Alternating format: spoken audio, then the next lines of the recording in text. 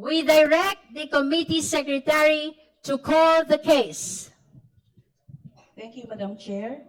Impeachment complaints against the Vice President Sara Z. Duterte, filed by Reverend Father Joel Saballa et al. And endorsed by Representative Laila M. De Lima, and filed by Attorney Nathaniel G. Cabrera, and endorsed by Representatives Bienvenido M. Abante Jr. and Francisco Paulo P. Ortega V. Madam Chair, may I be recognized? The Honorable Percy Zendanya. Madam Chair, may I make a short manifestation? Can we do this after all the roll calls? Thank you, Madam Chair. Thank you, Comsec.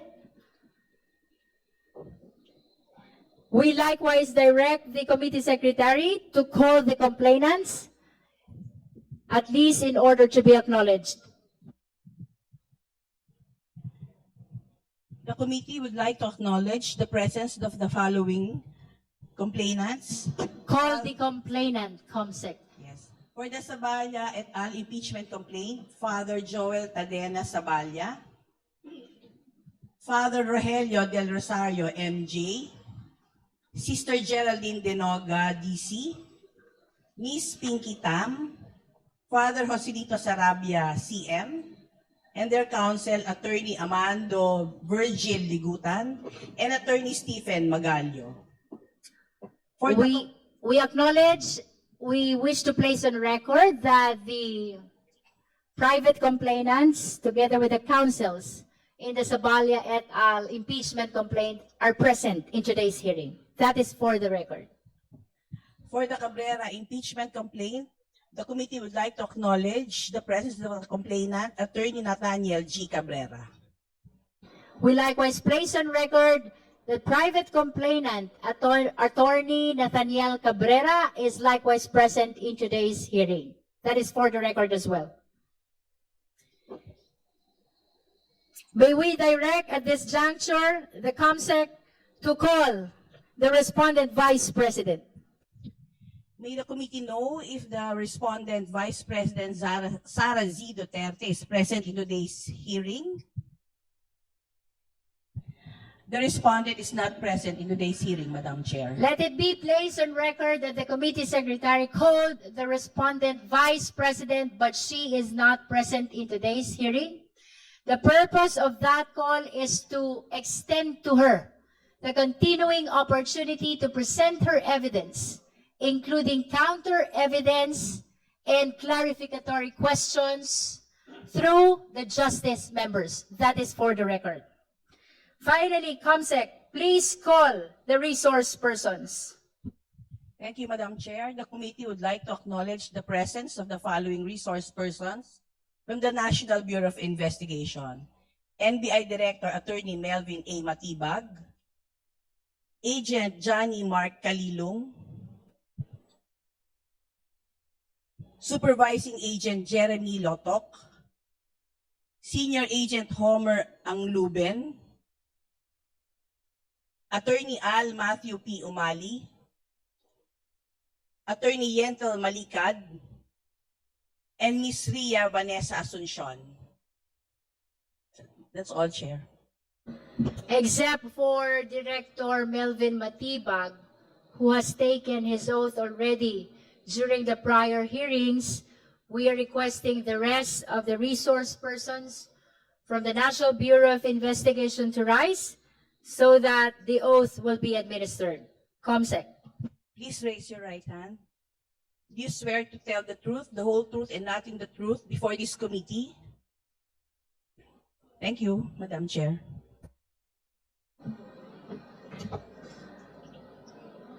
We shall now begin our clarificatory hearing proper, as mentioned before I proceed. Let me acknowledge the Honorable Zendanya for his manifestation. Marami pong salamat, Madam Chair. Nabanggit niyo po kanina si Basha. So naalala ko yung pelikula ni Popoy at ni Basha, yung One More Chance. At ganina po, pagpasok natin dito sa hall, nakita ko po yung matatapang nating mga citizens na nag-file ng unang impeachment complaint noong 19th Congress. May I request them to please rise? Sila po yung representation ng One More Chance. Kasi po naudlot yung impeachment complaint na yon at ito yung one more chance nila para mapanagot ang Vice Presidente ng abuso sa kapangyarihan at nagnakaw sa kaban ng bayan. Salamat po. Nais ko pong bigyan diin, Madam Chair, yung desperadong attempt ni VP Sara at ng kanyang asawa para intimidate tayo dito sa Committee on Justice at ang mga miyembro dito. Tulad po na nabanggit ninyo dito nakaraang Lunes, nagpunta po sila sa City Prosecutor's Office, ang mga abogado ni Attorney Manasseh Carpio para po ireklamo at magsampa ng kaso sa mga miyembro ng Committee on Justice. Kaya lang po, parang may favoritism si Attorney Manasseh Carpio dahil iilan lang po tayo na mga binanggit niya sa kanyang kaso at hayaan niyo pong bigyan ko ng shout-out ang mga classmate ko sa kasong ito. COJ Chairperson, Representative Jervil Luistro, Representative Leila de Lima, at Representative Chel Jokno. Ang masasabi lang po natin dyan, manalamin po sila para makita nila kung sino talaga ang totoo nagkasala sa batas, lumabag sa batas, at nagkasala sa sambayan ng Pilipino. Hindi porket nadiskubre ng komite ang 630 covert transactions na nagkakahalaga ng 6.77 billion in total, ay nilibag agad ang kanilang karapatan. Hindi rin dahil may 33 suspicious transactions sila na posibleng kaugnay na unlawful activities gaya ng money laundering at droga, ay dapat bigyan sila agad ng proteksyon ng korte. At lalong hindi dahil humigit kumulang 2.87 billion ang maaring sila po ay tumanggap na ayon sa ating pong Bank Secrecy Law ay maari pa rin nariyaan dahil nga po ang nakita lamang natin ay yung inflow at outflow at yung ating pong sinubtract 2.87 billion ang natira. Hindi po ibig sabihin dahil nalaman natin ito at kung binasa nila na buo ang Bank Secrecy Law ay nag-violate na tayo ng batas. Linawin po natin, hindi si VP Sara Duterte at ang kanyang husband of the year, Mans Carpio, ang biktima dito. For the reference of everyone, napakalaking halaga po ng 2.87 billion pesos. Aabutin po ng ang isang minimum wage earner sa Metro Manila ng 11,300 years para kitain ang 2.87 billion pesos. 11,000 years pong pagtatrabahuhan ng isang manggagawang Pilipino. Ang bilyong-bilyong pisong labas-masok sa mga accounts nila. At ilan po dito ay tumutugma pa sa mga deposito ng kanilang family friend na si Sammy Uy. Kung sino pa talaga ang may bilyones, sila pa talaga ang pumunta sa piskal para magsabing sila ay victim. On a related note, same day last week, lumabas ang ICC decision tungkol sa jurisdiction sa kaso ni former President Rodrigo Duterte. Kasabay ito ng pagputok ng sworn testimony ni former Senator Trillanes at ng reports ng AMLC. Nagkumpirma pa sa mga questionabling PAC transactions ng mag-amang Duterte. Kung sino pa talaga ang pasimuno ng drug war, sila pa talaga ang may bilyong-bilyong drug money. It was no coincidence that these developments fell on the same day. It signaled that accountability is catching up. Simula na ito ng paniningil sa mga Duterte at hindi accompanied ni Atty. Mans Carpio at kahit ano pang legal harassment ang makakapigil sa pagtiyak natin sa pananagutan. The committee will never bow down to millionaires, drug syndicates, or thieves. Our allegiance only lies with the Constitution and the Filipino people. Again, we will not bow down to billionaires, drug syndicates, or thieves. Gagawin natin ang ating trabaho at pananagutin ang nang abuso sa kapangyarihan at nagnakaw sa kaban ng bayan. Maraming salamat, Madam Chair. All the manifestations of the Honorable Sendanya is noted by this committee. Madam Chair. Now we recognize the Honorable Chel Jokno. Thank you, Madam Chair. Good morning to everyone. Nung isang araw po ay kumalat ang balita na may nagsampa ng kaso laban sa akin, laban kay Congresswoman Leila de Lima, kay Congressperson Percy Sendanya, at mismo kay Chair Jinky Luistro. Sabi daw ay nilabag daw namin ang Anti-Money Laundering Act, ang Bank Secrecy Law, at ang Data Privacy Act. Of course, kinikilala po natin na kung sino man ay pwedeng maghain ng kaso, karapatan naman nila yon. Pero kailangan natin bigyang diin ito. Ang ginagawa lang po namin, ang ginagawa ng buong komite, ay ang aming tungkulin sa ilalim ng konstitusyon. Wala po kaming nilabag na batas, puro legal ang ginawa po namin. Kaya po mismo sa konstitusyon nakalagay, and I quote, "No member shall be questioned nor be held liable in any other place for any speech or debate in the Congress or in any committee thereof." Yung pong pag-issue natin ng subpoena sa Anti-Money Laundering Council ay mismong nakabase sa rules of impeachment ng House of Representatives. And I quote, "The committee shall have the power to issue subpoena and subpoena duces tecum to compel the attendance of witnesses and the production of documents and other evidence." At, Madam Chair, ayon mismo sa ating Korte Suprema, hindi sakop ng Anti-Money Laundering Council ang mga sinasabing prohibition from disclosing information.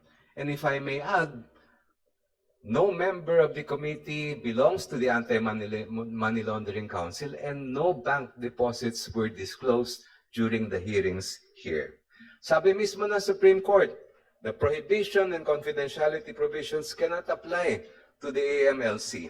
Otherwise, it would contravene its direct mandate under Section 7 of the Anti-Money Laundering Act.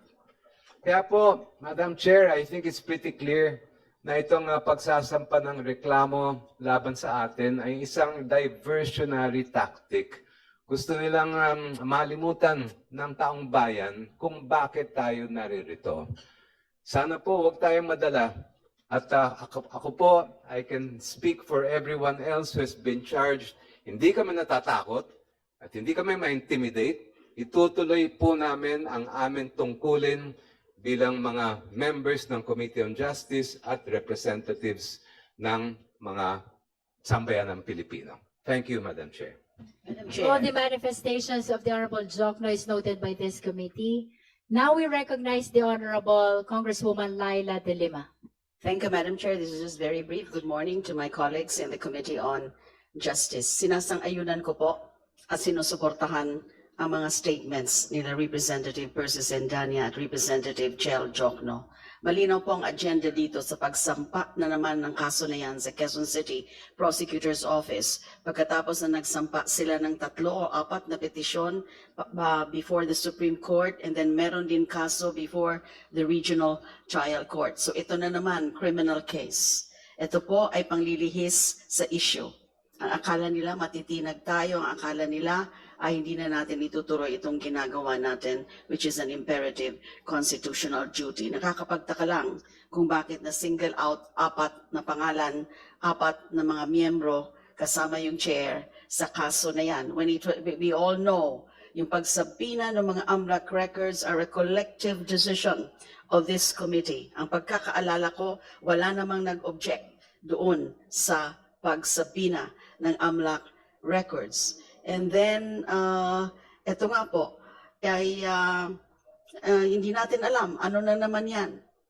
And tutuloy ho natin itong trabaho natin at hindi tayo magpapalito, magpapaderail sa mga ginagawa na mga para sa akin ay isa na namang legal harassment sa pagganap ng ating mandato bilang committee in an impeachment proceedings. Maraming salamat po. Madam Chair. All the manifestation of the Honorable De Lima are noted.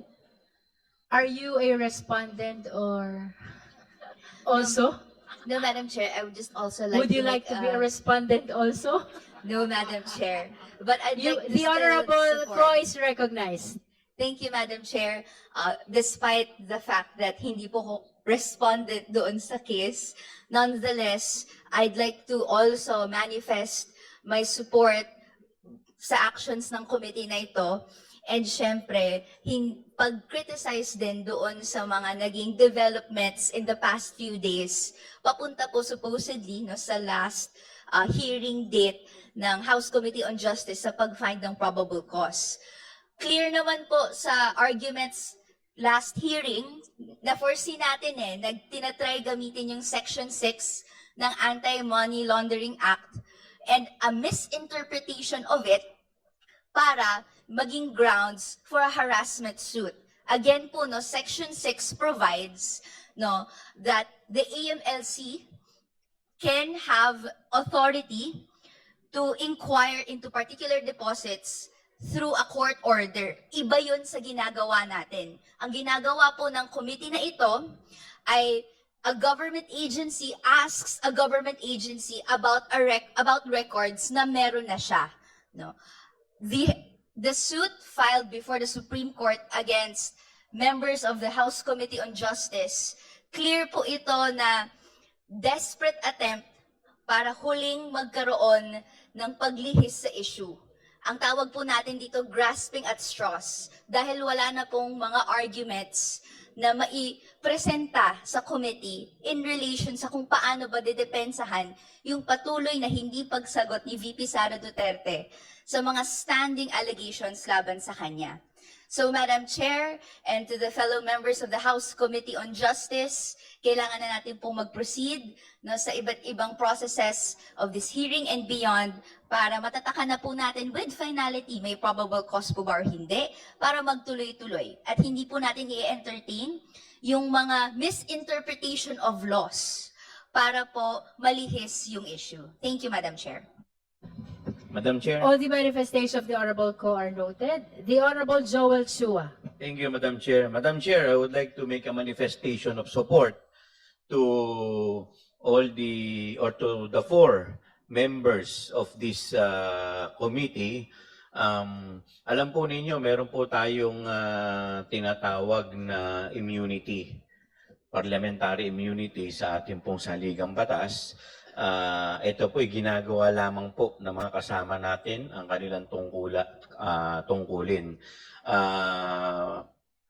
With that manifestation, Madam Chair, I move that we adopt this manifestation as a common sentiment of all the members of the committee. This manifestation of support. I so move, Madam Chair. Second. There is a motion to adopt the manifestation of support of the Honorable Chua as manifestation of the entire committee. The same has been seconded by the Honorable D.S. Paulo Ortega. Is there any objection? Hearing none, the motion is approved. Let it be placed on the record that the manifestation of support is expressed by the entire Justice Committee for the 4 respondents in the criminal complaint filed by Attorney Manasseh Carpio. Before we proceed to the first item of our agenda, may we direct the committee secretary to report to us whether all the documents submitted during the April 14 and 22, 2026 hearing have been transmitted to the complainants, the respondent vice president, and all the justice members. Comsec, please. Thank you, Madam Chair. The documents submitted by the National Bureau of Investigation on April 14, 2026 was sent to all members as well as to the complainants and respondent.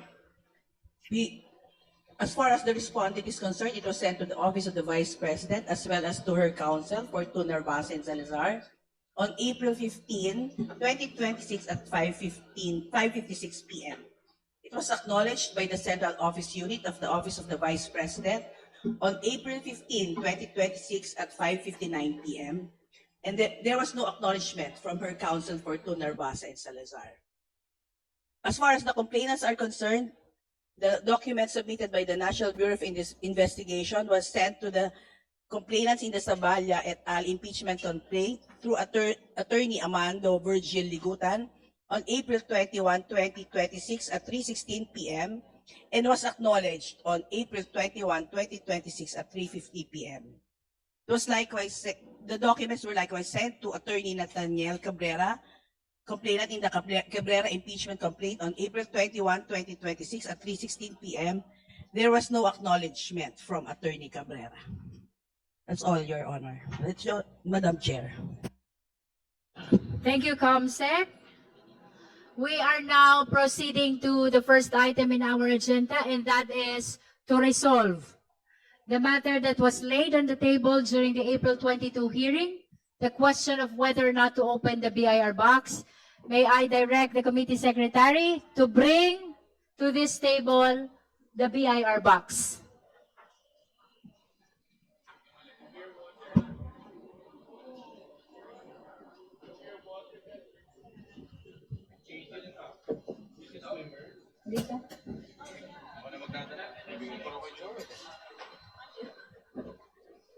Ayaw mo doon?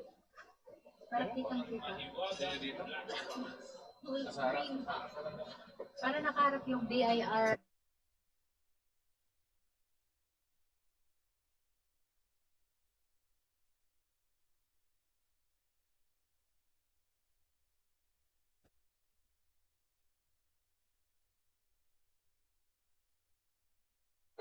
May I direct Vice Chair Bel Zamora to confirm to the committee that the BIR box remains sealed. Yes, Madam Chair, as seen from the four sides of the box remains sealed and we still see the tape that was placed there as well as the signature of the Commissioner. Thank you, Madam Chair. The floor is now open for manifestation, clarificatory questions, motions regarding the question of whether or not to open the BIR box. Madam Chair. Madam Chair. Madam Chair. The Honorable Mika Gonzalez and then the Honorable Laila De Lima. Thank you, Madam Chair. That is correct, Madam Chair. Last April 2022, we laid on the table the decision on whether we should open the box together with the Commissioner. So, Madam Chair, with that being said, I move that today, April 29, we decide on this committee whether we open the box or we maintain the box intact and sealed. Thank you, Madam Chair. May I request the Honorable Gonzalez to clarify the motion? Is it a motion to open or motion not to open? I would like to rephrase. I move, Madam Chair, Tagalogin na lang po natin, na desisyonan na po natin ng issue na ito kung bubuksan o hindi ang box na isinumite ng BIR noong nakaraang committee hearing. Perhaps that is a manifestation of her intention that we deliberate first on the issue of whether we will open or not open the BIR box. Thank you, Honorable Gonzalez. Now you, we Madam Chair. recognize the Honorable Laila De Lima. Maraming salamat po. Mine is a manifestation and emotion. Gusto ko pong ulitin at panindigan yung aking naging posisyon last hearing nung tinalakay po natin yung laying on the table ng issue na to para na bubuksan ba o hindi yung BIR box at i-examine yung mga tax records. Presumably yung laman yan ay yung mga BIR tax records na kasama po sa subpoena.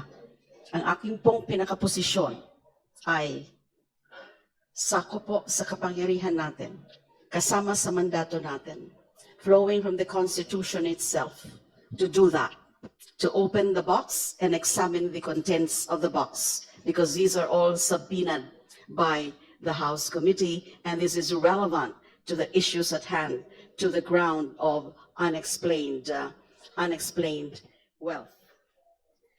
Totoo po, nung sinabi nga po nung BIR Commissioner, nung nandito po siya nung April 22, na meron ho yung provision sa National Internal Revenue Code, Section 270, which establishes the general prohibition on the disclosure of taxpayer information. At pinipinalize nga po yung unlawful divulgence by BIR officials and employees of those taxpayer, of any taxpayer information. Pero meron ng mga exception. Ang isa po sa exception ay kapag ang mismong House, in an inquiry in aid of legislation, ay i-request ito. pero dapat nasa executive session. Yun po yung malinaw na exception.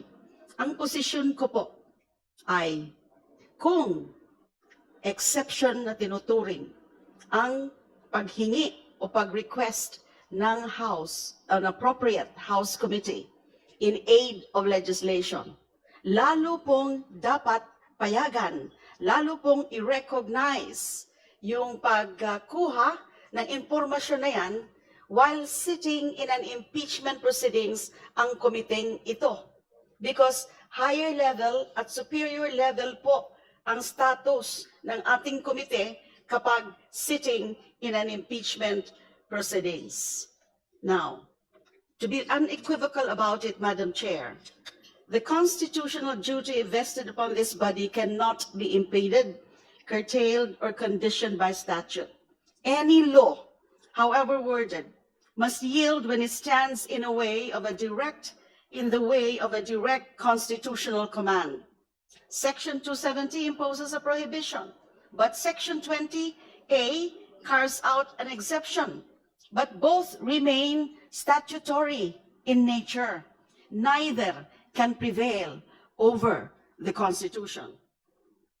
Kung papayagin natin ang isang probisyon ng batas, yung NIRC, ang magdidikta o maglilimita sa kapangyarihan ng komiteng ito na isang mahalagang organo sa ating sistema ng pagpapanagot, para na rin nating ibinaba ang konstitusyon sa antas ng ordinaryong batas. Hindi po ito katanggap-tanggap. The Constitution is supreme. Statutes are subordinate. Administrative interpretations, just like what was shared to us or shared with us by the commissioner of the BIR, are even more so subordinate to the Constitution.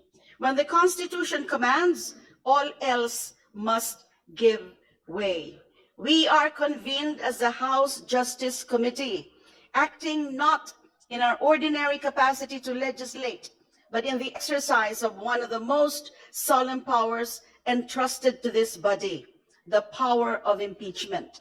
And this power is not incidental. It is not auxiliary. It is a direct constitutional mandate designed as a check against grave abuse, betrayal of public trust, and wrongdoing by the highest officials of the land. In this context, I respectfully submit that the refusal to open and examine the income tax returns in question on the basis of statutory confidentiality under the National Internal Revenue Code is a misapprehension of the constitutional order. Let us be clear, uulitin ko lang po, impeachment is not a mere legislative inquiry. It is a distinct constitutional process. To allow a provision of the tax code to override the constitutional power of impeachment is to invert the hierarchy of laws. It would mean that a legislative enactment intended for general administration could defeat a specific constitutional mechanism designed to ensure accountability at the highest levels of government. That cannot be the law. Pwede pang sabihin ng iba, those espousing a different view, na anyway, meron na po tayong probable cause doon sa mga nakita na natin at narinig na natin ng mga ebidensya. So wag na lang natin itong buksan dito sa puntong ito at hayaan na lang natin na ang Senado ang magbukas nito. Hindi ko po tanggap ang dahilan na yan. Kasi with more reason na since we are talking here about establishing probable cause, determined probable cause, lahat ng mga pwedeng ipasok na natin para mas klaro ang usapin ng probable cause, dapat po ibigay na o makita na natin. Dapat ho, makita na natin ang laman ng box na yan. Hindi ho natin pwedeng ipadala lang sa Senado na hindi natin alam. Kasi later, tayo rin po ang prosecutors. Is the House acting through a panel of prosecutors ang titingin nito at magprepresenta nito before the Senate. Now, dapat makita na po sa puntong ito natin. Kasi tayo yung magiging prosecutors later at para lalong mapalakas ang usapin ng probable cause. So I submit that this body has both the authority and the duty to examine the income tax returns in question, subject to appropriate safeguards if necessary, but not subject to outright prohibition. The Constitution demands no less. Let us affirm that in the hierarchy of laws, the Constitution remains supreme. Let us affirm that impeachment is a meaningful power, not an empty formality. And let us affirm that no statute may be invoked to defeat the people's right to accountability.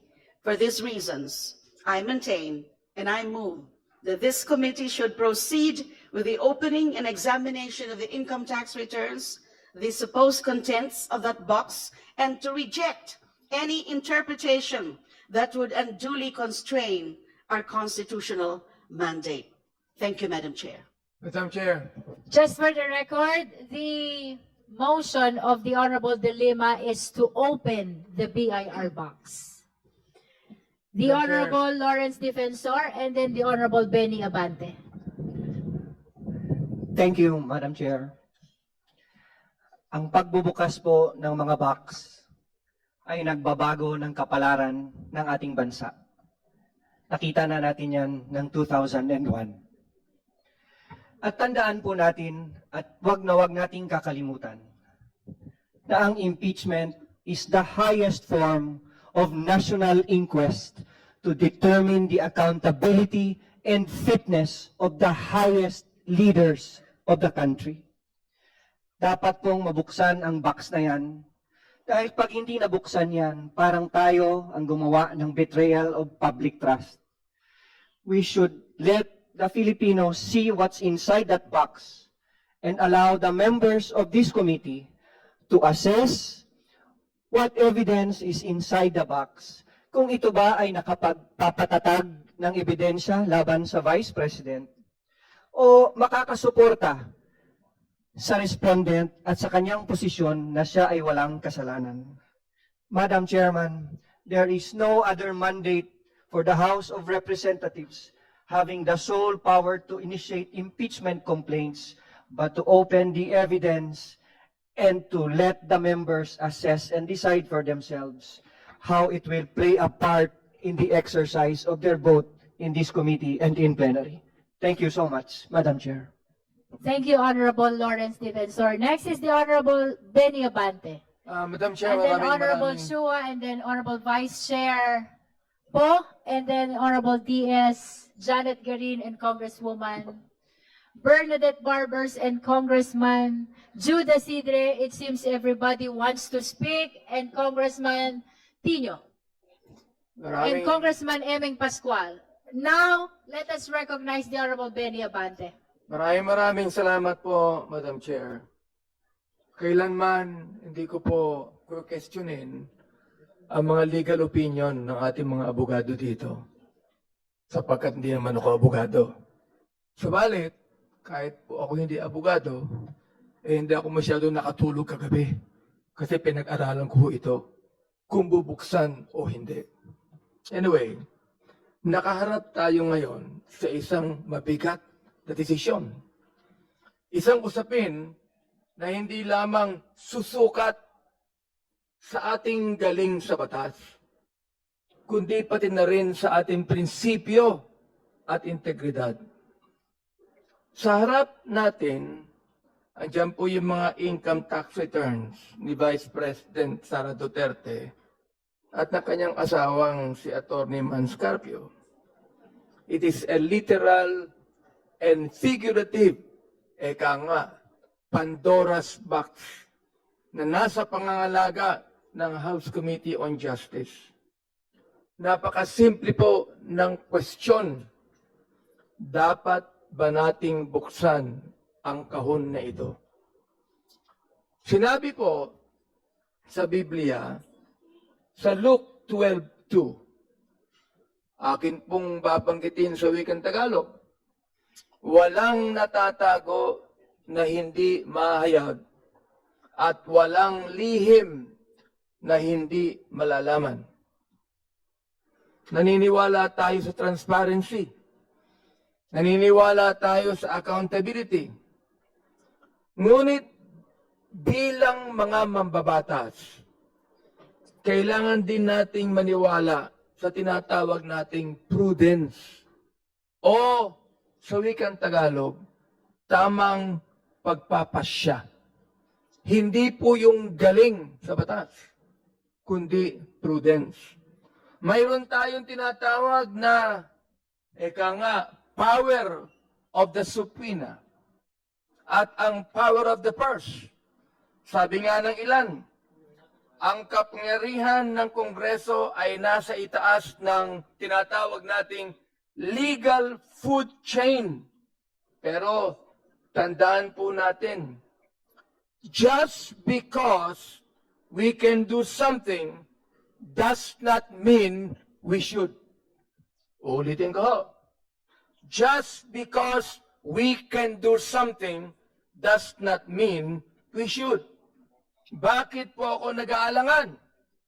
Unang-una, sa aking pag-aaral, privacy and the law.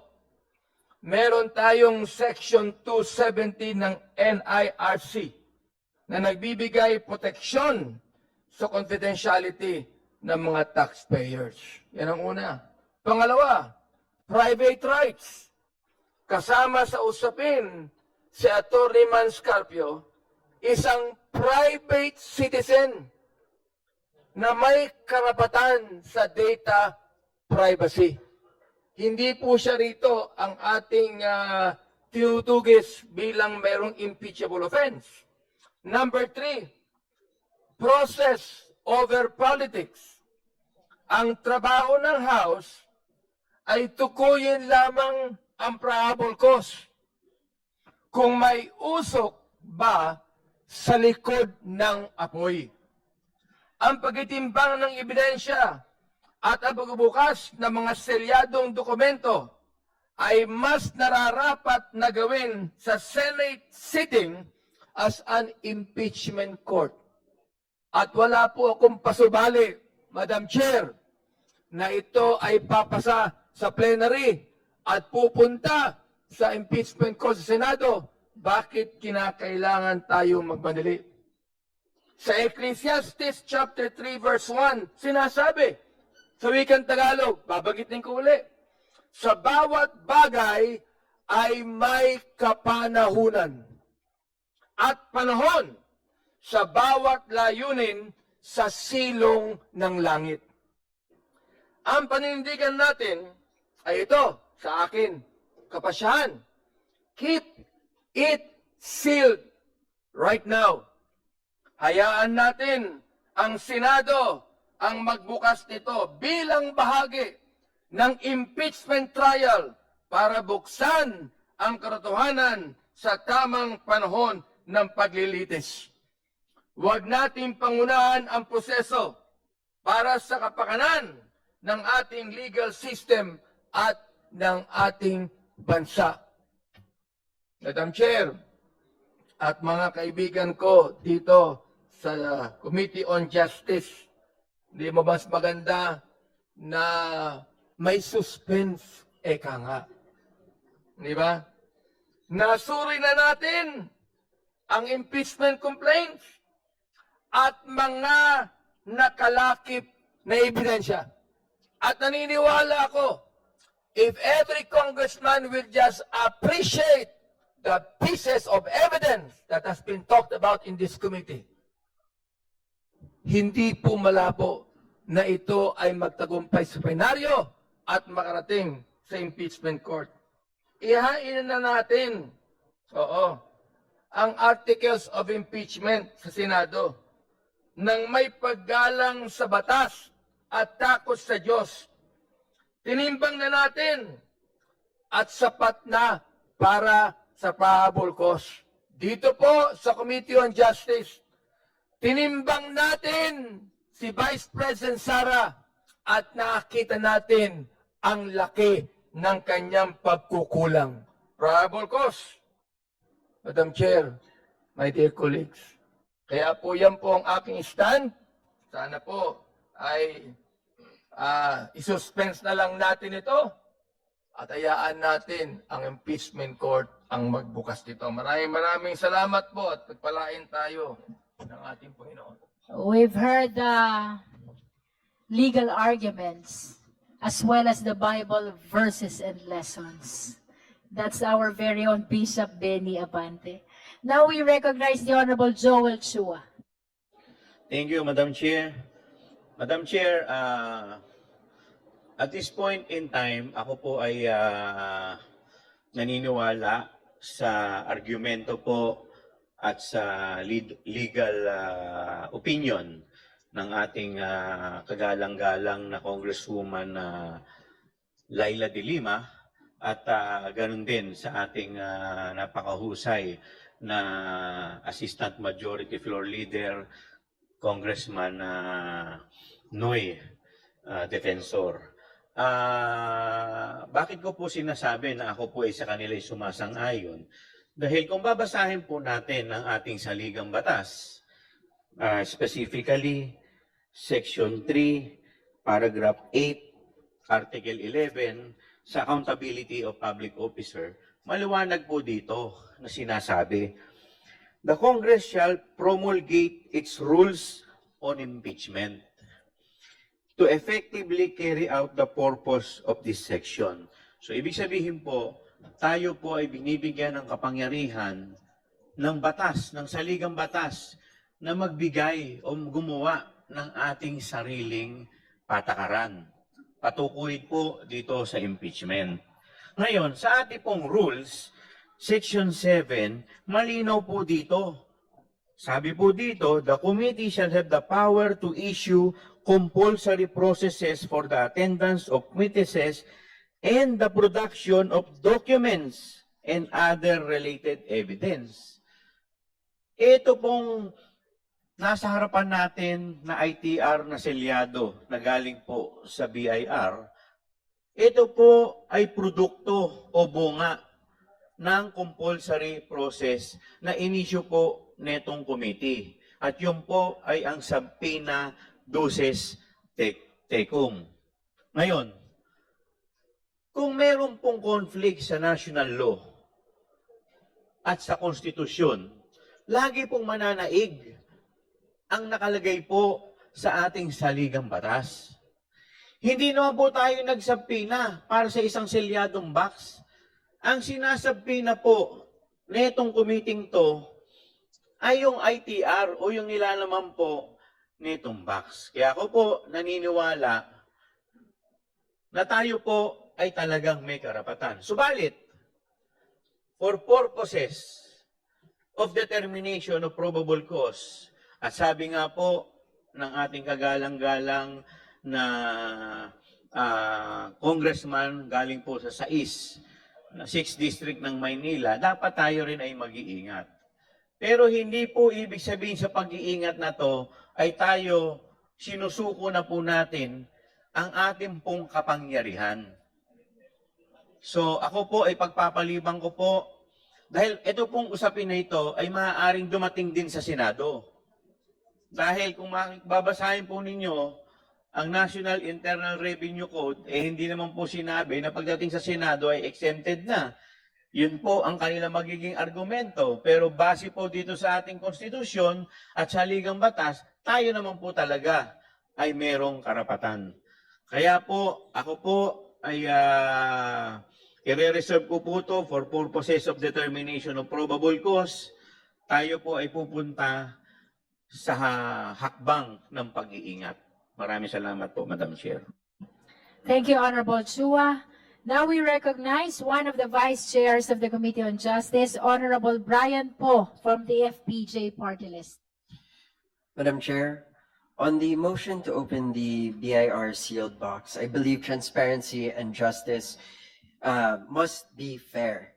Commissioner Mendoza himself placed on the record the operative parameters under which the Bureau may produce the taxpayer returns, that the Bureau is authorized to furnish returns upon the request of Congress and in aid of legislation, but that any return identifying a particular taxpayer is to be received only when the committee is sitting in executive session or upon the written consent of the taxpayer. That is the framework set by Section 71 in relation to Section 270 of the National Internal Revenue Code, or RA 8424. That is the framework that the commissioner brought before this committee. The 21-4 deferral met that framework. Nothing on the record has since displaced it. We must be wary of the precedent that we set in this impeachment proceeding. However, should the impeachment proceed to trial in the Senate, I believe they will do the right thing and further investigate the documents presented by the BIR. I have faith in the integrity of the House and the Senate. This matter should be discussed when the time is right. But for now, we are merely discussing probable cause, which I believe we have sufficient evidence. The AMLAC reports referencing 6.77 billion in transactions. And for those reasons, Madam Chair, I feel that maybe this may not be the correct time for the opening of this box. Thank you, Vice Chair po. Now let us recognize the Honorable Deputy Speaker, Janet Green. Maraming salamat, Madam Chair. Madam Chair, narinig po natin yung mga brilliant legal minds sa mga miyembro ng Committee on Justice. At narinig po natin yung magkabilang panig. Let me go back to why we are all here. Andito po tayo kasi ginagampanan natin ang ating tungkulin when it comes to accountability of public officials. Kaakibat ng accountability na yon ay full transparency. Kaya naiintindihan ko at ramdam na ramdam ko ang kagustuhan ng karamihan na buksan ang kahon galing sa BIR. Subalit, nung andito ang BIR, napakaklaro din na sinabi nila na tali ang kanilang mga kamay, gusto man nila subalit may mga batas na kailangan nilang gampanan. Madam Chair, the thrust of the Committee on Justice is for accountability and transparency to prevail. However, hindi pa po tayo ang korte. We are not the impeachment court. We are simply determining the probable cause based on the complaints filed by the complainants here today. Ang puso ko ay sumisigaw na buksan. Subalit kung puso ko lang ang aking pakikinggan, ay pwede itong mailagay at amalihis ang dapat nating gawin. Our heart can always speak, but our minds should prevail. Napakasayang ng ating sinimulan kung sa huli hindi tayo maging maingat. In this line, Madam Chair, gustuhin man natin, this is not within the ambit of the Committee on Justice. I respect the brilliant legal minds. Ako po ay hindi abogado, kaya ako ay kailangang manigurado na hindi tayo magkamali. Dahil ang isang pagkakamali ay pwedeng mabasura ang lahat ng pinaghirapan ng komitibang ito. Maraming salamat, Madam Chair. In line with that, I just want to remind the committee members that since day one of our proceeding, we've been taking the conservative route. We've been taking the safer route because we acknowledge that we owe it to the sovereign Filipino people that this impeachment proceeding should be able to proceed and reach its conclusion. That is just for the record. Now we recognize the Honorable Congresswoman Bernadette Barbers from the 2nd District of Surigao del Norte.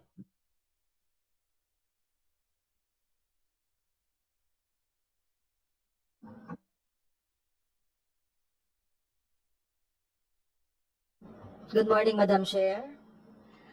May clarificatory question po ako kay This is for? The question NBI. is addressed for. We are not yet on the NBI. We're still on the question of whether to open or not this box. Would you like to be called during the time of the NBI? yes. Later. Thank you, Honorable Barbers. We will be proceeding to recognize the Honorable Congressman Jude Asidre from Tingog Party List. Madam Chair, allow me to speak for the many who are probably listening to our proceedings today. Sa mga nakaraang pagdinig, malinaw na nakita natin na ang mga hindi pangkaraniwang financial transactions na na-flag ng AMLAC. Kasabay nito, nasuri din natin ang mga SALN kung saan inilahad ang mga negosyo at business interest ng pangalawang Pangulo at ng kanyang asawa. Batay sa mga datos na lumabas, kapansin-pansin na ang nakakarami sa kanilang mga negosyo ay hindi kumikita at sa makatuwid ay hindi maaaring maging pangunahing pinagmulan ng kanilang yaman. Kung ang pahayag ng pangalawang Pangulo, Madam Chair, ay ang bawat sentimo ng kanilang yaman ay nagmula sa mga lehitimong pinanggagalingan at may sapat na dokumentasyon, mas lalong magiging mahalaga na makita at masuri natin ang mga dokumentong ito. Hindi po ito usapin ng pagdududa lamang. Ito po ay usapin ng pagtitiyak. Sapagkat ang katotohanan, Madam Chair, kapag may sabat na batayan, ay dapat hindi kinakatakutan, ito ay nilalahad. Nabanggit ko po sa nakaraang pagdinig, alam natin kung magkano ang kinikita ng isang pangalawang Pangulo. The Vice President's salary is a matter of public record. Nakita rin natin na ang mga negosyong nakasaad sa SALN ng ating pangalawang Pangulo ay palugi at hindi kumikita. Kaya hindi maaaring maging sapat na pinanggagalingan ng mga malalaking yaman. At bagamat walang dineklarang cash deposits, nito nakaraang pagdinig kinumpirma ng AMLAC ang 18 suspicious transaction mula sa kabuuang 6.7 billion covered transactions. Ito ay malinaw na pagpapakita na may mga bahagi pa ng kwento na kailangan pang punuan. Kaya Madam Chair, mahalaga na maiambing natin ang lahat ng ito, yung SALN, ang mga na-flag na transaksyon, at higit sa lahat sa mga income tax returns sa isinumite ng Bureau of Internal Revenue. Doon lang natin makikita kung magkakatugma ang kita, ang ari-arian at ang galaw ng salipi. Doon natin masusukat ang sinasabing lehitimong pinanggagalingan ay may konkretong patunay. Madam Chair, hindi po natin ito masasagot sa mga paliwanag lamang. Hindi po ito matatapos sa mga pahayag. Ang katotohanan ay nasa mga dokumento at ang tanging paraan para maabot ito ay ang pagbubukas, pagsusuri at paghahambing ng mga ito. Sa huli, Madam Chair, kailangan nating buksan ang mga dokumentong ito hindi para maghanap ng mali, kundi para maghanap ng katotohanan. Hindi para manghusga, kundi upang makapagbigay linaw, lalong-lalo na po sa mga miyembro ng komiting ito. Hindi para magdulot ng ingay, kundi para maibalik ang tiwala sa prosesong ating ginagawa. At kung ang lahat ay tunay na ayon sa batas, ang pagbubukas ng mga dokumento ang siyang pinakamalinaw at pinakamalakas na panunay nito. Kaya kung walang itinatago, Madam Chair, dapat walang ikikinakatakot. Kaya po sinususugan ng kinatawang ito ang panukala ng kagalang-galang Leila de Lima na buksan ang mga dokumento at hayaang magsalita ang katotohanan. Maraming salamat po. Thank you, Honorable Asidre. At this point in time, we recognize the Honorable Congressman Tino from the ACT Teachers Party List. Maraming salamat, Madam Chair. Consistent po dun sa naging unang botohan natin sa nakaraang hearing ay ang posisyon po natin ay dapat buksan na ang box na yan. Kahon, yan po ang ating posisyon. At bukod sa mga nabanggit na po, no, na hindi lang ordinaryong hearing ang ginagawa ng committee ito, ngunit ginagampanan ang mandato ng konstitusyon na impeachment proceeding, no, pinakamataas na proseso ng accountability para sa mga pinakamataas na opisyal.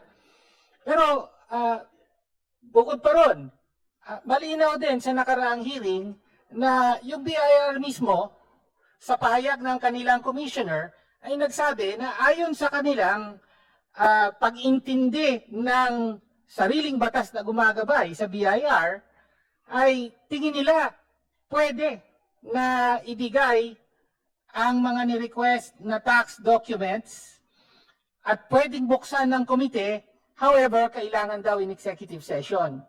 No? So sila mismo, kaya nga nila binigay dito dahil tingin ng BIR ay pinahihintulutan ito ng batas.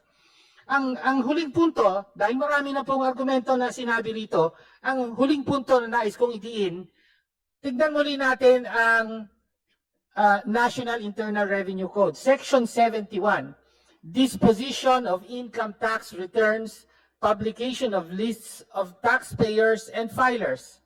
Nakasaad po rito, after the assessment shall have been made as provided in this title, the returns, together with any corrections thereof, which may have been made by the Commissioner, shall be filed in the office of the Commissioner and shall constitute public records and be open to inspection as such upon the orders of the President of the Philippines under rules and regulations to be presented by the Secretary of Finance upon recommendation of the Commissioner.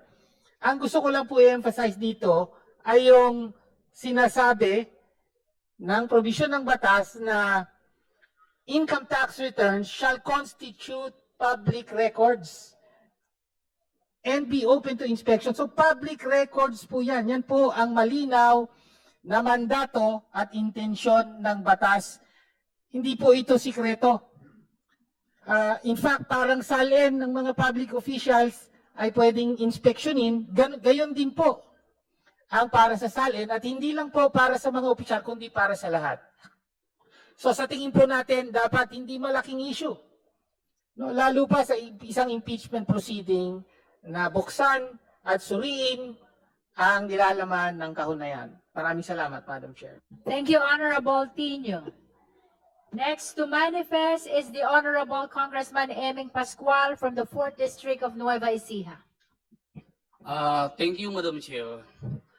Tayong lahat sa committee ito, hindi lang dito, buong Pilipinas, lahat tayo ang gusto lumabas ang katotohanan. But we must also be mindful of our role. Hindi po ito trial. This is not Senate. Our role is limited. Just to determine the probable cause. Kung mayroon tayong sapat na ebidensya, ma-establish sa committee ito, hindi natin kailangan ng iba pang ebidensya. Hindi tayo magsasabi kung guilty o hindi ang Vice President. Pag mayroon tayong naipon na matitibay na ebidensya, testimonya ng mga tao, public records, dali natin sa Senado. Totoo ang sinabi ni Madam Chair, Jing Iluisto. Ang kahon ang magbibigay ng linaw sa lahat. Subalit,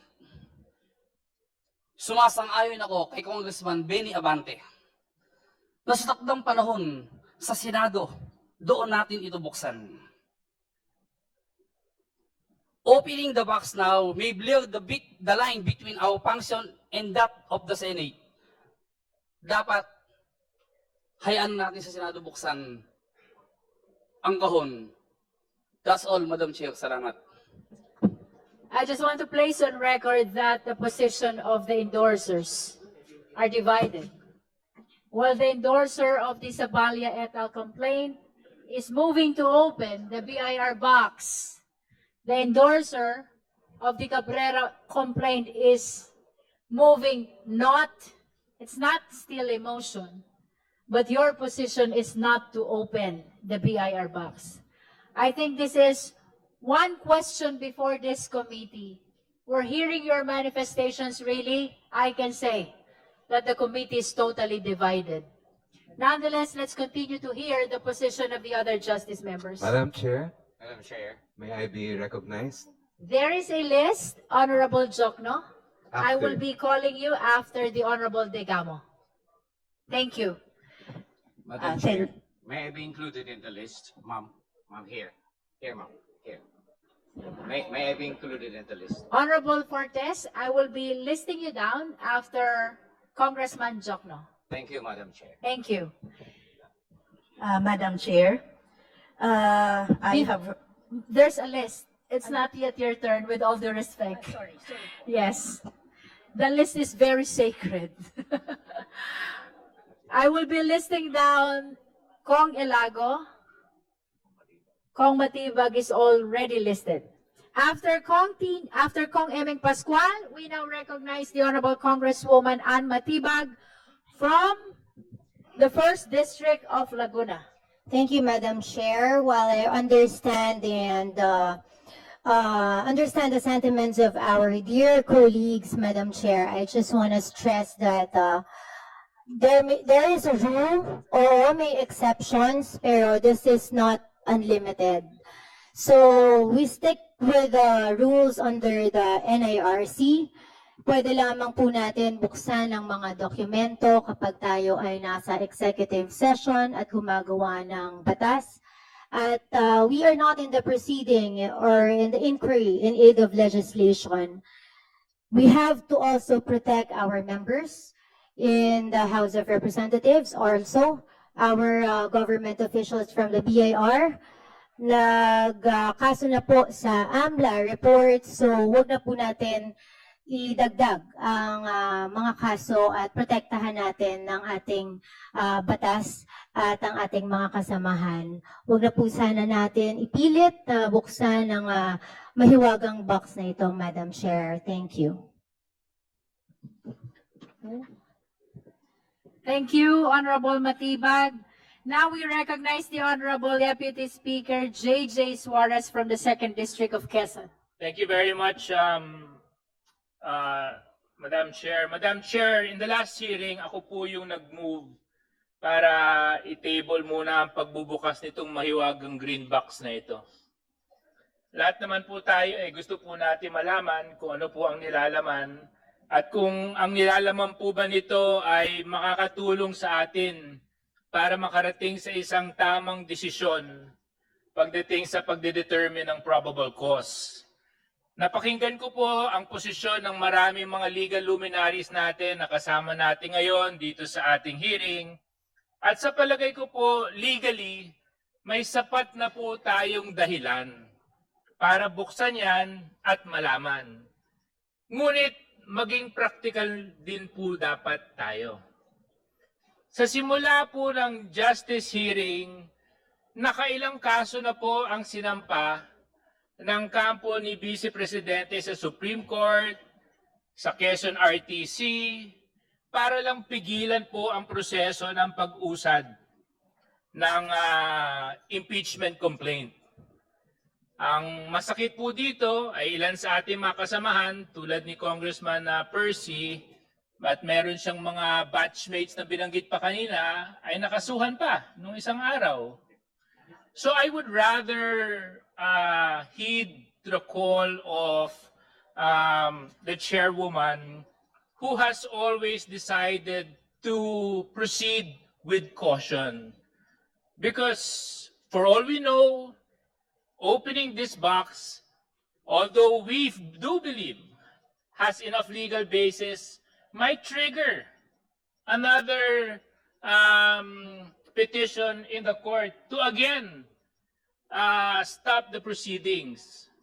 So, sa akin pong palagay at pananaw, Madam Chair, ang posisyon ko po, pag tayo po ay magbobotahan, sa Senado na lang po natin buksan tong mahiwagang green box na to. Tapos, doon na lang po magkaalaman. Ang mahalaga para sa ating lahat, ay may pagpatuloy po natin ang proseso ng na malaman natin kung meron pong sapat na batayan ang impeachment complaint laban sa Vice Presidente. Maraming salamat po. Thank you, D.S. Suarez. Next is the Honorable Janice Degamo from Negros Oriental 3rd District. Thank you, Madam Chair. It has been said by so many already regarding the whether or not to open the box. But hearing DSJJ Suarez said, we have to proceed with caution. And I would like to reiterate, that truly, if we are to proceed with caution, we have to remember the the limitations of our procedure today. First, the procedure we are doing today is not in aid of legislation. It is an impeachment procedure. Second, it has to be in an executive session, which is also not happening. And thus, since I am not a lawyer, I would like to stick to what is being said and let the next stage proceed. Sa Senate na lang po siguro talaga. Maraming salamat po. Thank you. Next is the Honorable Congressman Lorden Suwan from Cagayan de Oro 1st District.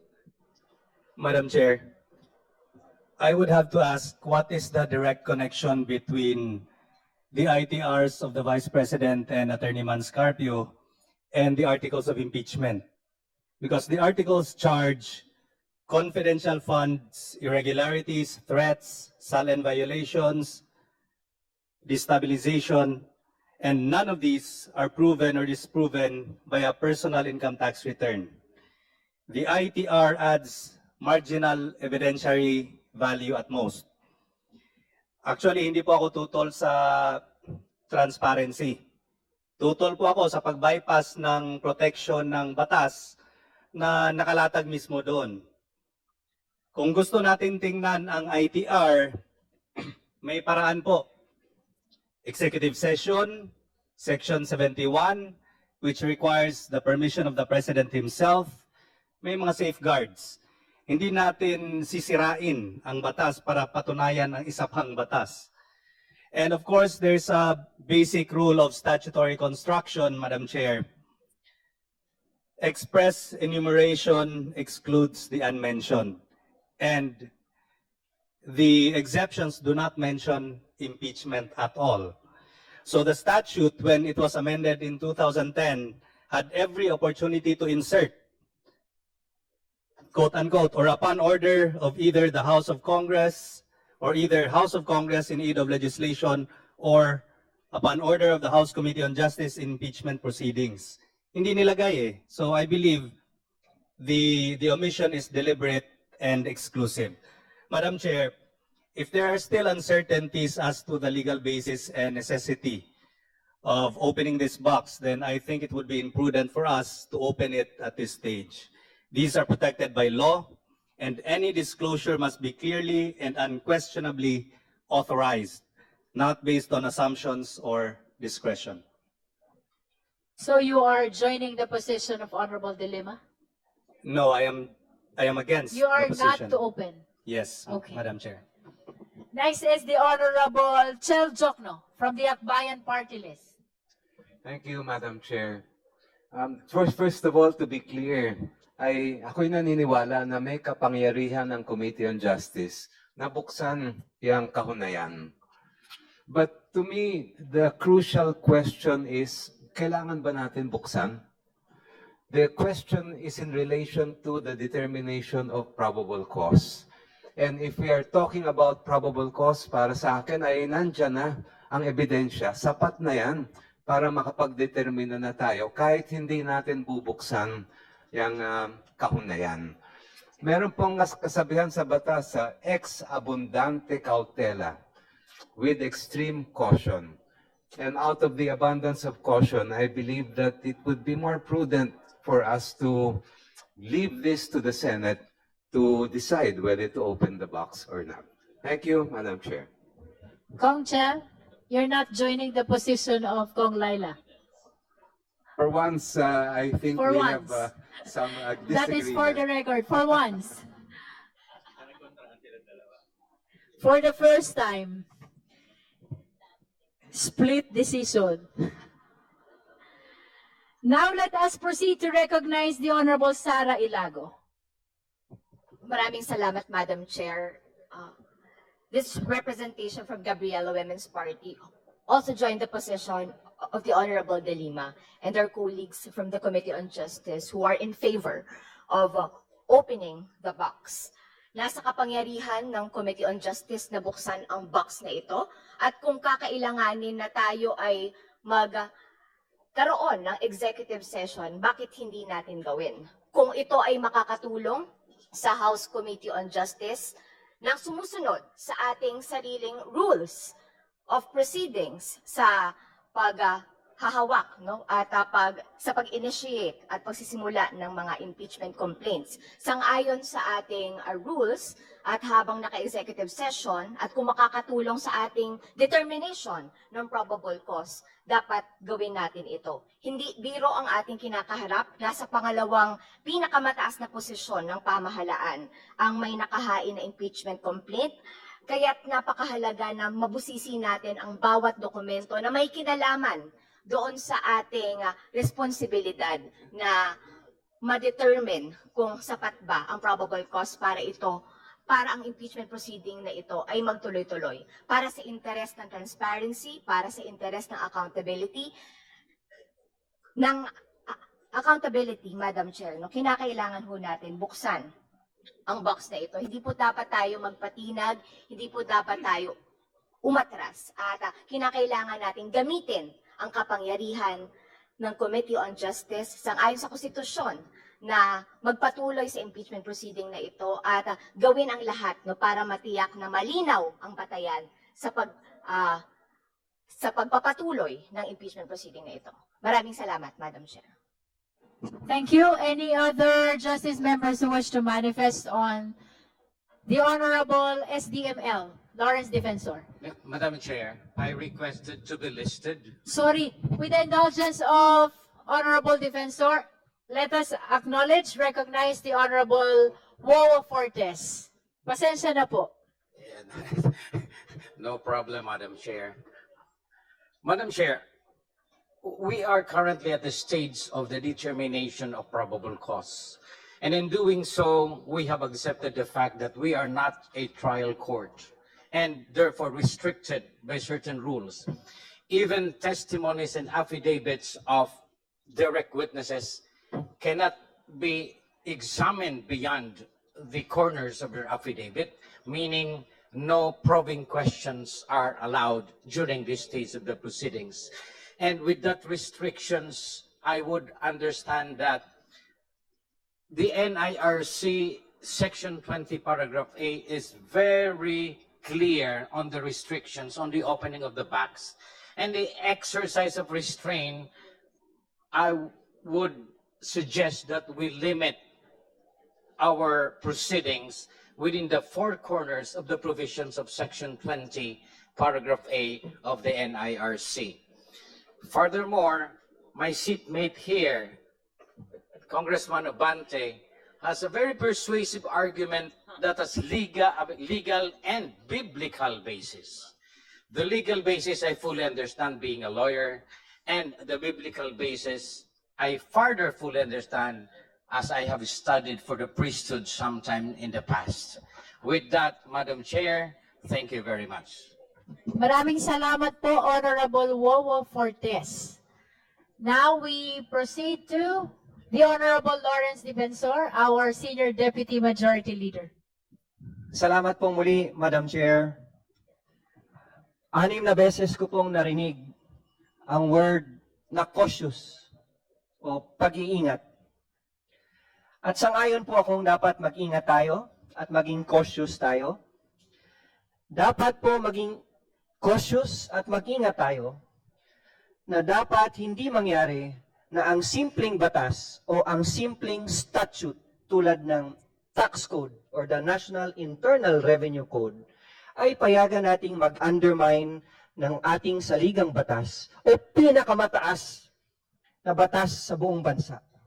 A simple statute should never undermine the highest law of the land kasi magiging masamang precedent ito sa mga susunod na impeachment proceedings na kahit wala na tayo dito, ay i-invoke itong precedent na ito na pwedeng harangin pala ng simpleng batas ang mandato ng konstitusyon na dapat mailabas.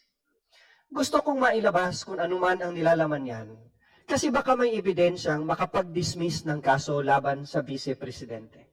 The evidence inside that box could acquit the Vice President at hindi na siya maantala sa trabaho niya ngayon pa lang at hindi na tumagal ang impeachment na ito. Baka meron ding ebidensya na makapagpapatatag pa ng ebidensya at makakakumbinsi pa sa miyembro ng mga komitibang ito para mas maging matatag ang kanilang pagboto. Public office is a public trust at naniniwala ako na in every move that we take, it should always be the Constitution and the spirit of the Constitution that should govern our proceedings in this committee. Maraming salamat po, Madam Chair. Thank you. Madam Klaro Chair. naman yung posisyon ni Kong Dilema as well as SDML Defensor. Madam Chair. As simple as the Constitution is paramount. And this is the power behind the accountability mechanism. The Honorable Ko.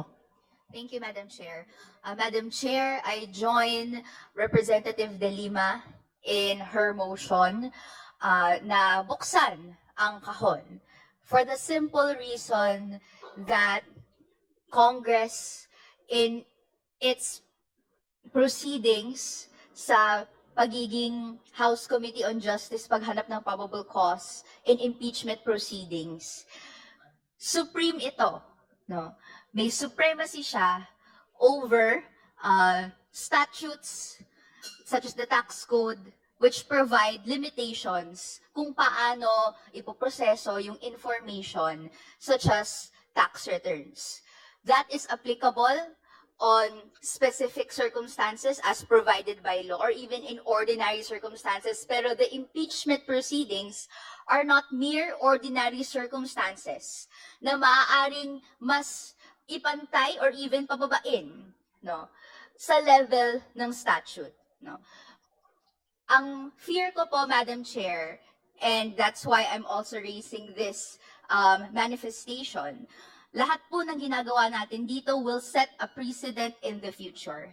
Should there be similar impeachment proceedings kung saan tatanungin ano yung extent ng kayang gawin ng House Committee on Justice, they might look on April 29, 2026 at ang desisyon ng House Committee on Justice na mas limitahan ang kanyang kakayahang mag-imbestiga, no, ng naaayon doon sa pag-establish ng probable cause ng impeachable official.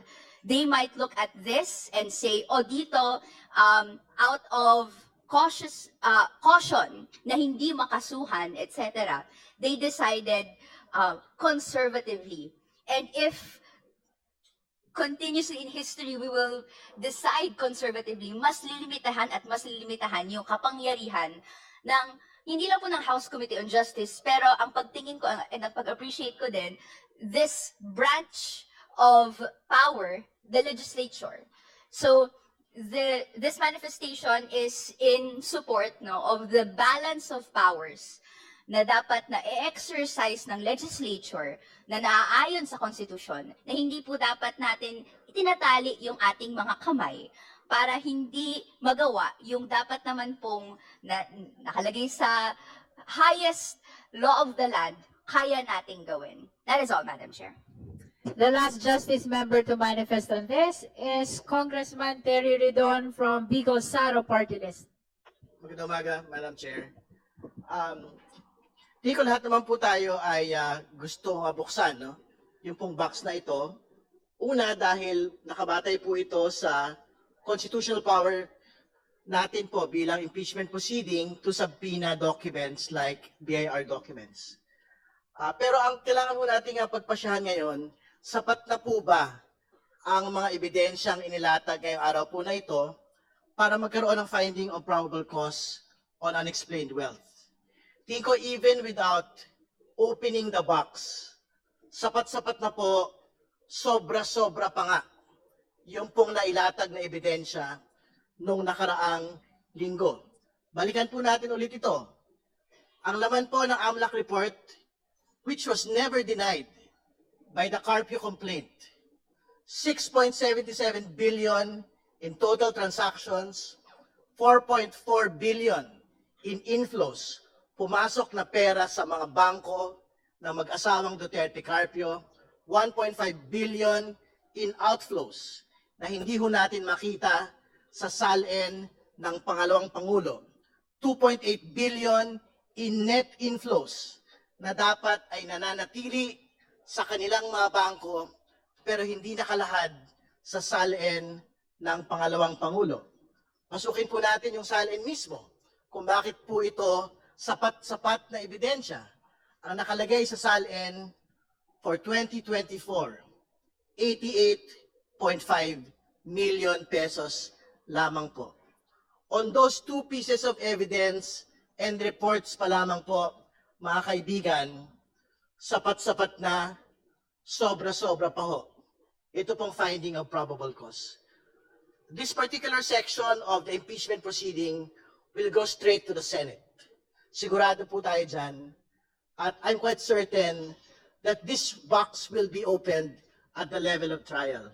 So, Madam Chair, tingin ko kung wala naman na pong kailangan pa hong pag-usapan, magandang pagbotohan na po natin ito pong bagay na ito. Maraming salamat po. Our parliamentary status, the Honorable De Lima already moved to open the BIR box. And then we heard the different positions of the justice members. And we continue to hear because I could see members still raising their hand. Madam Chair. Can we call Honorable Marcoleta first? Honorable Marcoleta is a non-member of Justice Committee, but of course, we recognize her opportunity to manifest her position as well. Thank you, Madam Chair. Thank you for highlighting my being a non-member of this committee. But I nonetheless, highlighted also that I have you every have right the to speak. privilege to manifest your position. Thank you po. Because that is according to our rules, Honorable Marcoleta. Including the highlighting of being a non-member. Kasama po yun. The rule that non-members cannot raise a motion and cannot vote, but they Opo. can manifest. And that is observed in all committees in the House of Madam Chair, I Representatives. did not say that I'm about to make a motion. Wala naman po akong sinabi. Anyway, ma'am, magandang hapon po sa Madam Chair, sa Madam committee Chair. na ito. Madam Chair, Is that a point of order? yes, and not really point of order. I just would like to find out if he is a she or a he because you have been mentioning her. Point of order, Madam Chair. Let's allow Congressman Marcoleta to proceed. All right. Honorable Marcoleta is recognized. You may proceed. Madam Chair, Gusto I ko just would bang- like to make it clear. He is he. He is he. I point of stand order is not corrected. in order, Madam Chair, because I just want to make, because you said twice her. All right. So I I'm would like to addressing find out if him. she is a she or a he. He Madam is Chair, he. make a ruling and allow Congressman Marcoleta to proceed. As a response to proceed the here Honorable Abante, we are addressing now Honorable Marcoleta as he, him, his, and the chair therefore stands corrected. You may proceed, Honorable Marcoleta. Thank you, Madam Chair. Thank you for that clarification, Bishop Benny Abante. Ewan ko kung is that germane to this hearing. Anyway, magandang araw po, Ginang Madam Chair at sa mga kapita-pitagang miyembro ng committee na ito. Marahil ay inaasahan nyo na ako po ay magbibigay ng manifestasyon para tutulan ang pagbubukas ng box na yan mula sa BIR. Ang katunayan po, ako po ay hindi tututol. You may go ahead and open it all you want. Sabi nga ni Madam Chair, hawak niya ang beat. Sino ba naman ako para pigilan ito? Sabi nga ng kanta, huwag mong bibitawan. Huwag niyo nang bitawan yung box. So I dare the committee to open the box, but with a caveat, siguraduhin niyo po na hindi kayo nakalalabag sa batas. At sinabi rin po ni Popoy sa pelikula, I deserve an explanation. I deserve an acceptable reason. Siguraduhin niyo po na kung bubuksan niyo yan, meron po kayong acceptable reason na naaayon sa batas.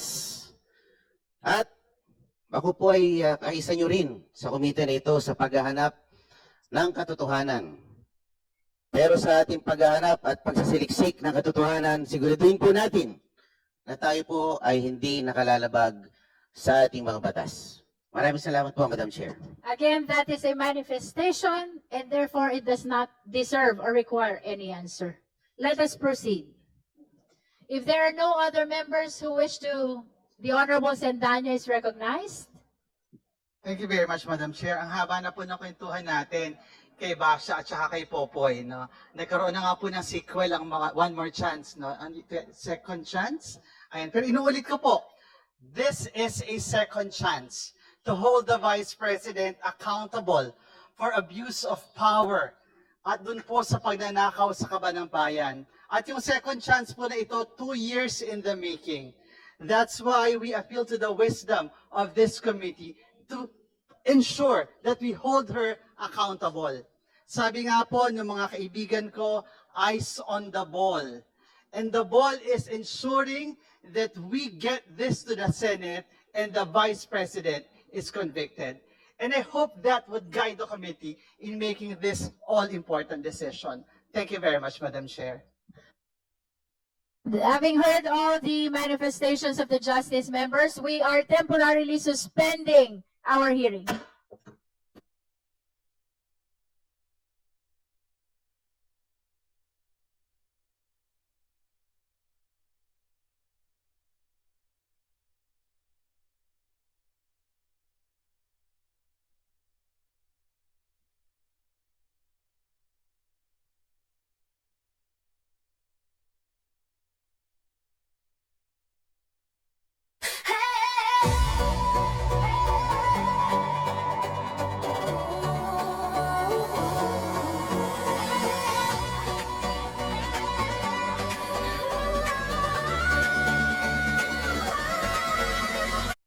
So, ayan nga po. Ano po ba dapat gawin? Buksan mo? Papasukin ako? O, ang gawin natin ay bawi-bawi. Aray ko.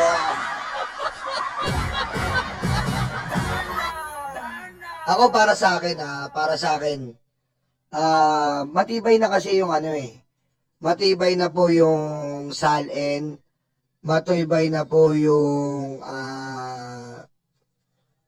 tawag dito, matibay na yung AMLAC. Iano na lang natin. Meron pa kasi pa tayong death threat. May death threat pa po. Yung pa rin, matibay yun. Kasi hinahanapan tayo ng butas gaya ng butas ng Piluka ni Junior Piluka. Aray ko.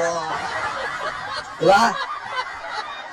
Nakita nyo si Junior Piluka, naghahanap siya ng butas. Kita ko, pinapagaw ni Junior Piluka. Hindi na naman inayos yung wig. Aray ko.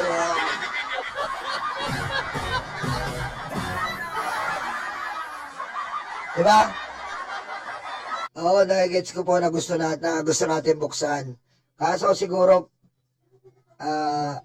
tandaan po natin ang Korte Suprema, alam natin ang kalagayan, di ba? Maging safe na lang tayo. Doon na lang tayo sa safe, okay? Aray ko. Doon na lang po tayo sa safe, di ba? Doon na lang tayo sa may trust. Di ba? Di ba? Doon na lang po tayo sa may trust. Kailangan po natin may trust para safe. Aray ko.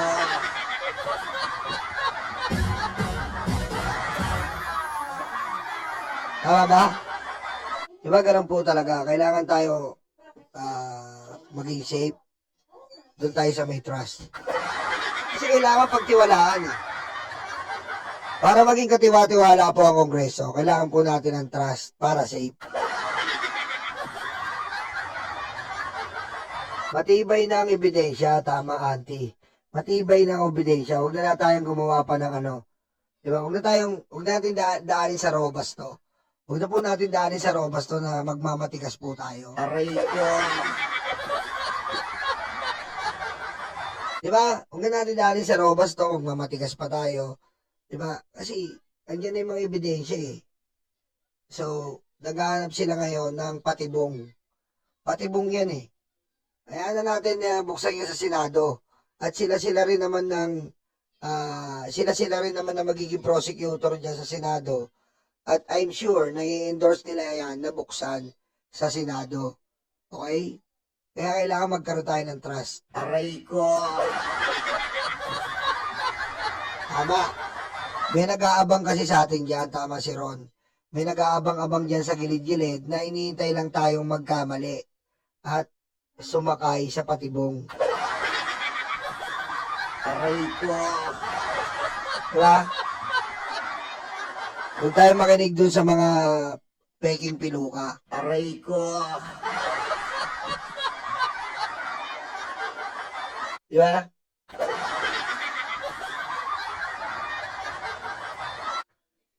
Oh, yun po. Para sa akin, yun lang po ang ano ko. Yun lang po ang take ko. Na dapat po, yan ay wag na. Pabayaan na lang muna. Marami pang dapat na talakayin kesa dyan sa BIR. Although, yung BIR po kasi napakadali niyan. Napakadali pong makitaan ng sign of guilt o guilty si Sara dyan.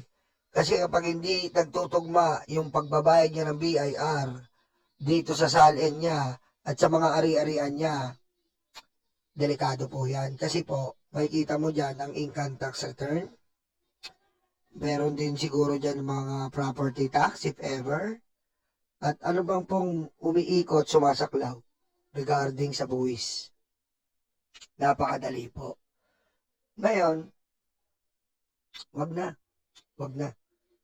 Wala na. Kaya Chris Angel, ang ulam ko, upo. Upo.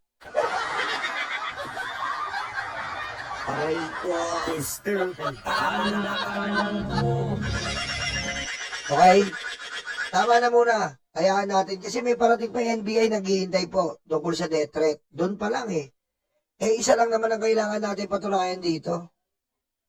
Isa lang po ang kailangan patunayan. Then, may impeach siya. So, di ba? Doon na lang po tayo sa Senado. Dahil sila rin naman po mag-open yan eh. Sila ang magiging prosecutor niyan. Na po sila. Ano ba? Asa na ba kayo? Hearing is resumed. Our parliamentary status, there is a pending motion to open the BIR box. I hope the justice members are all guided by the worthy and strong arguments of those who are in favor of opening and those who are not in favor of opening. But in summary, of course, we do not dispute the position of the Honorable Laila de Lima that the Constitution is paramount, that accountability mechanism must be protected and preserved, that the impeachment proceeding should be greater than any other proceeding. However, I wish to remind the justice members that since day one of our proceeding, we have taken the conservative route. We have taken the safer and the cautious road. It is because we are likewise aware that we owe it to the Filipino people to be able to proceed with this impeachment proceeding, and if probable cause will be determined, to reach the finish line. With that having said, may I solicit the necessary... Madam Chair, just a very quick interjection. The Honorable Sandan is recognized. Pasensya na po kayo. Alam ko po hinihintay ng taong bayan yung desisyon sa pagbubukas ng kahon. Pero may nabanggit po kasi kanina na Popo at Basha na line po si Representative Marcoleta. Inattribute po niya yung explanation, deserve an explanation kay Popoy. Hindi po siya kay Popoy, linawin ko lang po. Ito po ay kay Papa P, kay Piolo Pascual sa pelikulang Starting Over Again. And I hope that as we decide on this matter, this will not lead us to starting over again. Thank you, Madam Chair. Regardless, we are done with Popoy and Piolo. We are addressing a very important decision here. So with the indulgence of all the members, May I solicit the necessary second to the motion to open the box raised by I the second. Honorable Congresswoman Laila De Lima? I object. The motion. Second. I The object. same has been seconded by the Honorable Antonio Tino. Do I hear an objection? I object. The objection has been registered by the Honorable Benny Abante, which means we shall proceed to divide the House. Please be ready to vote. Again, the motion is to open the BIR box. Those who are in favor of the motion, please raise your right hand.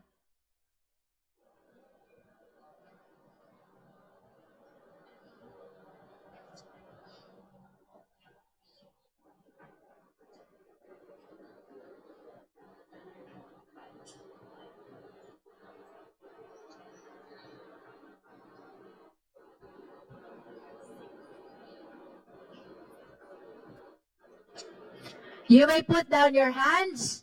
Those who are not in favor of the motion, please raise your right hand.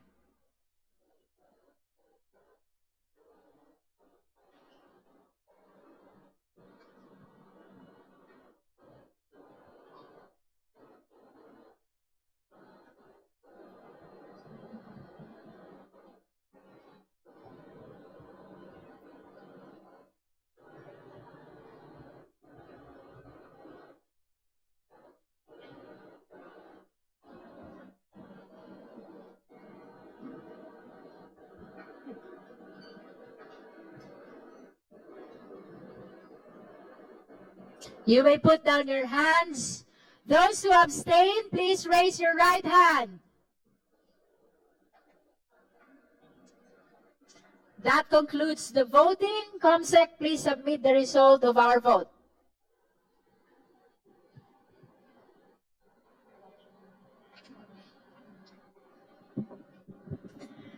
With 6 votes in the affirmative and 38 votes in the negative, with 0 abstention, the motion to open the box is hereby denied. So ruled. Let it be placed on the record that the committee will not open the box. The COMSEC is directed to continue preserving and taking care of the sealed box until the committee decides on the existence or non-existence of probable cause. So ruled. Madam Chair, The Honorable Lawrence Defensor. Madam Chair, I move that the box, opened or unopened, constitute part of the official records of this committee since it was officially transmitted by the BIR and officially received by this committee, that it shall form part of the official records that will be transmitted to plenary and to the Senate if necessary. Second, Madam Chair. There is a motion to keep the box open or unopened as part of the official records of this proceeding. The same has been seconded. Is there any objection? Hearing none, the motion is approved. Let the box form part, though the same is sealed, form part of the official records of this impeachment proceedings. That concludes our resolution on the matter laid on the table. We shall now proceed to the next item in our agenda. Madam Chair. The Honorable Rog Gutierrez. Madam Chair, just a short motion since we're done with the major motion. May I move, with all due respect to our colleague, Pastor Benny Abante, may we move to strike from the records any mention of the conversation regarding the pronouns used for our colleague, Mr. Marcoleta. I personally, this representation believes that that conversation is not germane to discussion. The conversation is about? Yung sa he, her, Alright. Madam Chair. There is a motion to strike off from the record the manifestation or question of the Honorable Benny Abante about whether the chair is using her in reference to the Honorable Marcoleta. Is there a second? Second. The same has been seconded. Any objection? Hearing none, the motion is granted. Please strike off the record all manifestations concerning the use of the chair of her in making reference to the Honorable Marcoleta. Madam Chair. The Honorable Brian Poe. Madam Chair, before we move forward, I just want to make a quick manifestation and an appeal to our colleagues na kung pwede, if we can refrain from using pop culture references in our manifestations and statements. This is a serious matter. This is the impeachment of the second highest official in our government. And I believe it should be treated with the same amount of respect and gravity. Kaya moving forward, I'd like to point that out. Second, Madam Chair, I just want to point out that your reference of our colleague Marcoleta about not being a member of the Committee on Justice was not a slight or to make light of his position as a congressman, but rather para alam din ng mga constituents ni Congressman Marcoleta na if he's unable to vote on the matters, that it is not his responsibility as he is not a member of the Committee on Justice. I just want to clarify para our colleague knows that this was meant in the utmost professional manner. Maraming salamat po. All the manifestations of the Honorable Brian Poe are noted by this committee. Before we proceed to the next item, may we direct the committee secretary to call again the Vice President. Thank you, Madam Chair. May the committee know if the respondents, Vice President Sara Z. Duterte is present during today's hearing. The respondent, Sara C. Duterte, is not present in today's hearing, Madam Chair. Let it be placed on the record that the committee secretary called for the second time in today's hearing the Vice President, and she continues to be absent from our today's proceeding. The intention of the same is to extend to her the continuing opportunity to present her evidence, including counter evidence, as well as raising clarificatory questions through the justice members.